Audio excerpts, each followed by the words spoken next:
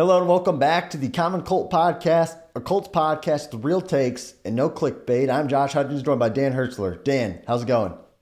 Well, I'm doing good, man. Just enjoying another start to hopefully a beautiful spring here in Colt Nation as we start moving into free agency, draft, pro days, all this kind of fun stuff. We got to talk about rumors and all that kind of stuff. You heard a big kind of rumor today reported by Peter King. Yeah, and obviously Peter King is one of those guys who, when he has a report, you kind of listen. So he said he spoke with Ryan Poles, the GM of the Chicago Bears, and Poles is saying, and I quote, he said he's had enough conversations about a deal to know swapping a first-round pick this year and one in 24 and a first-round pick in 25 in a major kind of package deal for a trade. That's what it would take to get the first pick in the draft. So, in other words, 3 first-round draft picks for the number 1 overall pick, which has me wondering, well, how do you feel about it? What's your one-word reaction? I know we give these on the shows, and maybe now's the time to give it. Yeah, my one-word reaction is smoke screen. I'm not buying it, okay? I am not buying smoke screen. That's definitely one word. Come on. It is here in Common Colt land, smoke screen, because that would mean that they are probably moving back with a team with 2 firsts, okay? And I don't think they want to this year, and I don't think they want to move back that far. I don't think they have any interest in moving that beyond the Colts pick at pick 1-4. I think the Colts is exactly where they want to land, and I think they're trying to throw out some information to try to get the Colts budging. And so the question is from the Colts, do we want to move? And my thought is yes, we definitely want to move. Here's why. We don't need 1-1 because I think there's 2 really good quarterbacks in this draft. But we know the Texans are probably going to take a quarterback. So that forces us to go get 1-1. So we got to go get 1-1. I think the Bears are just trying to pull out as much as they can. They're trying to negotiate. They're trying to get as much as they want out of this, but there's no way the Bears want to move past the Colts. And so that's what our leverage is. Well, for me, it's a little discouraging because in my mind, I know that price is something that Chris Ballard just isn't going to do. As a Colts GM, he loves draft picks. He's kind of a hard negotiator. We've seen it time and time again, whether it's re-signing our own guys or making trades. I just don't see Ballard trading 3 first-round draft picks for this position. As for the price, honestly, I'm going to assume this is not a smoke screen, and I think this could happen. I think they could get 3 first-round draft picks out of a team, but to your point, I don't think it'll be anybody within the top 5. It would have to be a team like a Carolina, the Panthers, or maybe the Raiders trading all the way up, that aren't in the Seahawks top. have 2 firsts as well this round too. Yep. Yeah, so they have 2 this year, whereas the other teams might have to trade 24 and 25. So for me, Ballard said, hey, I'm willing to move heaven and earth for the right quarterback, and I think a lot of GMs would. I mean, if you think you found the guy, and if you think you have a franchise quarterback that can compete with the Mahomeses of the world, the Josh Allens of the world, I think you've got to trade 3 first-round draft picks. I just don't see Ballard doing it.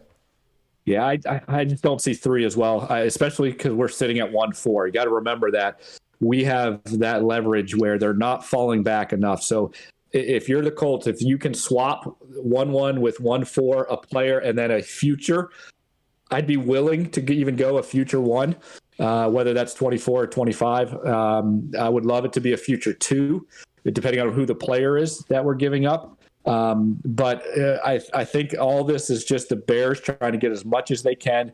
Some of those other teams that have to, move way back. Look, the Bears just went through a long season, and they scraped their team and have, tried to get all this cap space.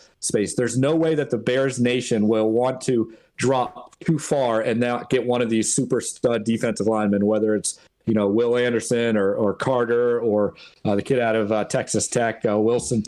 These are studs that they want to get, and they got to stay in that top 5 range. That's where the Colts have the leverage. Yeah, I think another leverage point for the Colts is, again, unless if they're completely convicted by a quarterback, none of these guys are a Joe Burrow or an Andrew Luck level of prospect.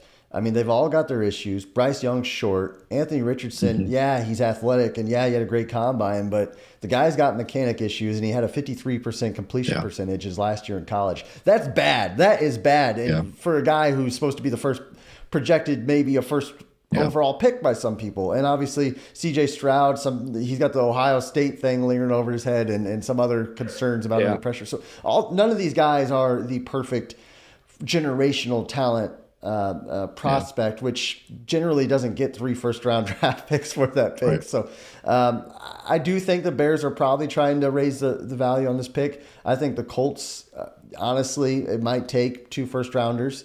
And if they're convicted by either CJ Stroud or Bryce Young, I do think you got to pull the trigger. I think you do.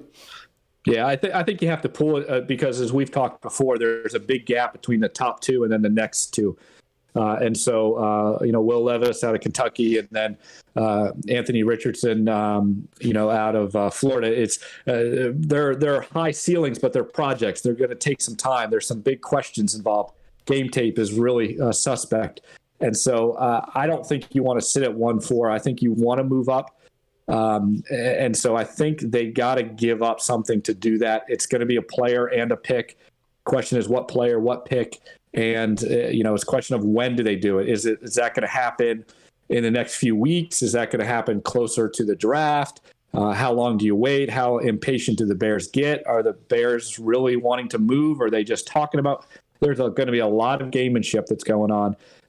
And we got to kind of ride with the roller coaster a little bit here because we're going to have some ups and downs, and we'll see how this goes. But I think Colts, we got to make the move. I'm not doing 3 first, though. And can I just say, I am off the Will Levis.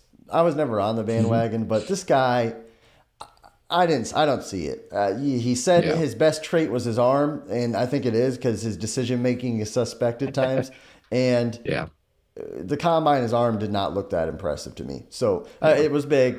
Don't get me wrong, but Stetson Bennett was throwing better deep balls than Will Levis. If you watch the combine, you'll know what I mean. So he has a little bit of that Zach Wilson vibes that scare me. A little bit of the he believes in himself, but he doesn't make good decisions. And in the NFL, we've seen it time and time again. Some of the best quarterbacks are the most unathletic guys that just have a good arm, make good decisions, and read the defense.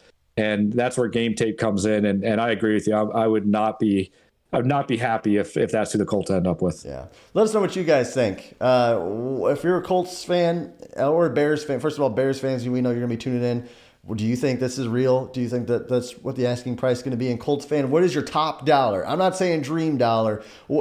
Push come to shove. We're a few days before the draft, and we want our guy. We're sold on our quarterback. What are you giving up if you're Chris Ballard? Comment below. Let us know. Subscribe to our channel. Guys, this is the Common Colt Podcast. And until next time, have a great day.